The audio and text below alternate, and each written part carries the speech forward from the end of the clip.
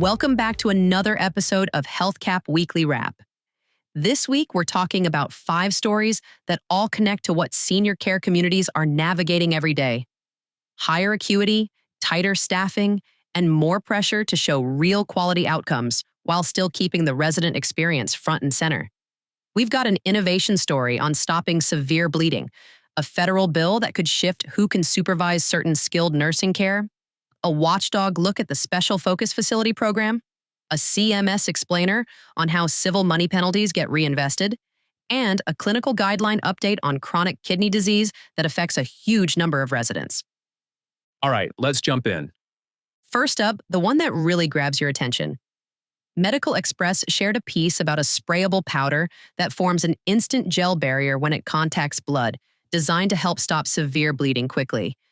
Yeah, I read that and went, oh, a powder that turns into a gel? Right. The way Medical Express describes it, it's a powder-type hemostatic agent that rapidly becomes a hydrogel barrier on contact with blood. They talk about it being aimed at severe bleeding, including high-pressure bleeding scenarios, and they point to performance markers like creating a strong seal and absorbing a lot of blood. Okay, so real talk. This isn't something a senior care community is going to stock next week, right? Probably not. This is more in the category of emerging tech than day-to-day supply lists.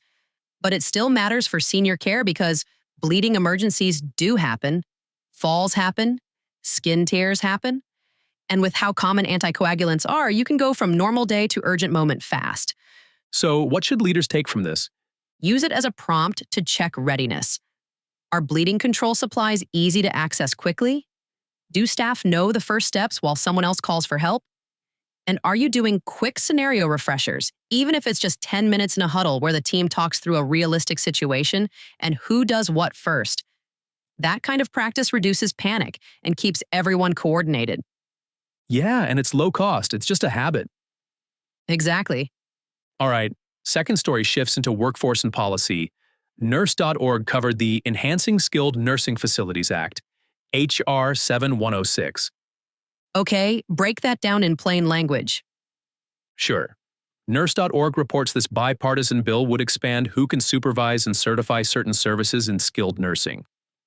The idea is that nurse practitioners and physician assistants could do more of what federal rules sometimes require physicians to do, as long as it fits within state scope of practice. So it's about reducing bottlenecks tied to physician availability. That's the point. In skilled nursing settings, those bottlenecks can turn into delays that residents and families really feel. It can slow orders, slow transitions, and create weekend backlogs where everyone's scrambling. What's the practical takeaway for senior care operators? 2 steps. First, identify where your delays happen today. Where do you get stuck waiting for a signature, supervision requirement, or certification? Second, even under current rules, make sure workflows actually use advanced practice partners efficiently. Some communities have great NP or PA coverage, but processes still route everything through the physician out of habit. Yeah, the workflow is the hidden limiter. Exactly, and even small changes in process clarity can improve speed and the resident experience. All right, third story is oversight.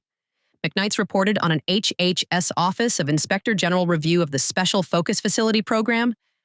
Remind folks what that is. It's a program meant to concentrate oversight on communities with a history of serious quality issues. McKnight's coverage highlights that the OIG found the program hasn't consistently produced lasting improvement. Some communities improve enough to graduate, but later return to serious problems. That's a tough finding. It is. And the reason it matters to senior care communities broadly is it signals what regulators are emphasizing.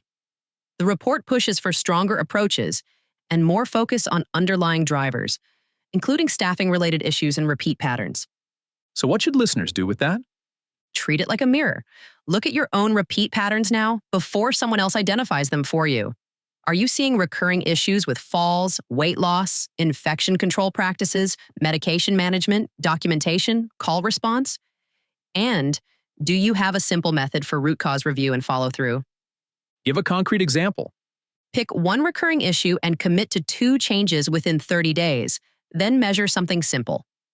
For falls, it might be rounding consistency and footwear checks. For medication management, it might be tighter follow-up monitoring after new orders. Durable improvement comes from small, consistent changes that stick. Yeah, and it supports staff too because people want a system that works. Exactly.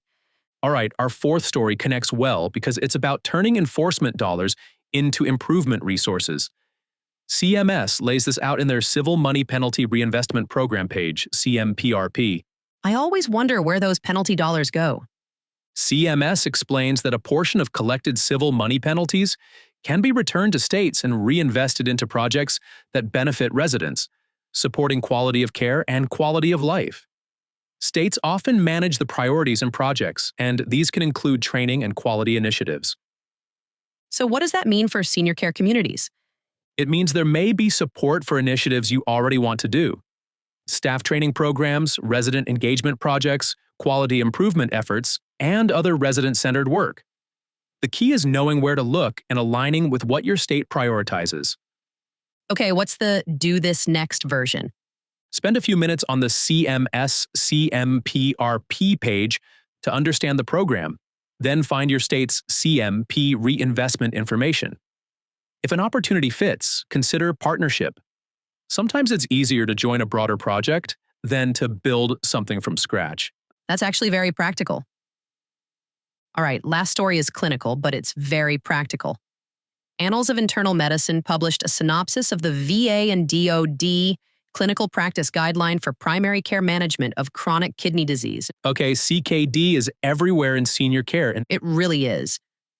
The Annal synopsis highlights recommendations on diagnosis and monitoring, blood pressure management, medication strategies, and decisions about referral and long-term planning. It also discusses medication classes teams are encountering more often now, like SGLT2 inhibitors and GLP-1 receptor agonists, depending on the resident's overall clinical picture.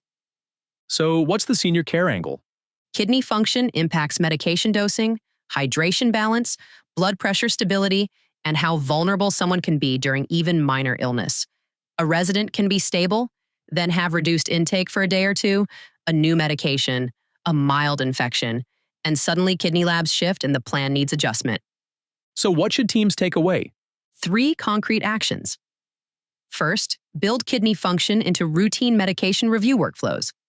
Not just, do we have labs, but are doses appropriate right now and what monitoring is needed? Second, define triggers for early clinician notification. Reduced intake, sudden fatigue, new confusion, swelling, rapid weight changes, blood pressure swings. Third, strengthen care planning communication. CKD trajectories differ, and aligning the plan with resident goals helps everyone coordinate, including families. Yeah, that's one of those areas where good coordination prevents spirals. Exactly. All right, quick wrap. Medical Express gave us a glimpse into next-generation bleeding control tools and a reminder that emergency readiness and training matter.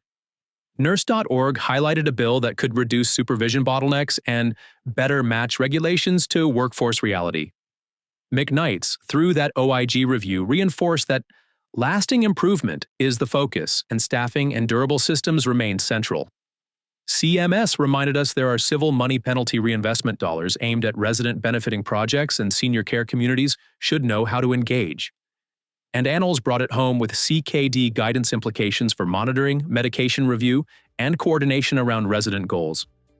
Thanks for tuning into HealthCap Weekly Wrap. You can get more details about these stories in the weekly roundup on Angie's blog at healthcapusa.com/Angie's-blog.